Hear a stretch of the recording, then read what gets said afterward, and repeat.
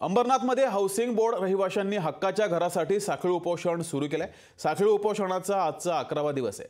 महाराष्ट्र गृहनिर्माण क्षेत्र आणि विकास प्राधिकरण म्हाडा प्रकल्पाद्वारे डेव्हलपमेंट करण्यासाठी अंबरनाथ हाऊसिंग बोर्डमधील रहिवाशांच्या इमारती घेण्यात आल्या।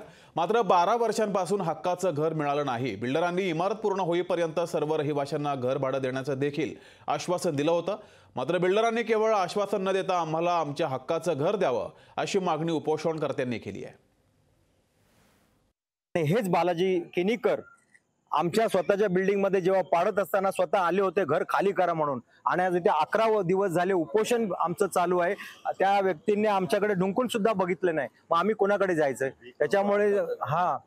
त्याच्यामुळेच आम्ही आज माननीय एकनाथ शिंदेजींना नम्र विनंती करतो आमच्या हाऊसिंग बोर्ड रहिवाशांतर्फे की कृपा करून आमच्याकडे लक्ष द्यावं आणि आमच्या ह्या 12 वर्षापासून थकीत आलेल्या प्रलंबित आलेल्या इमारतीकडे लक्ष देऊन आमचा पुनर्विकास करावा अशी मी त्यांना विनंती करतो।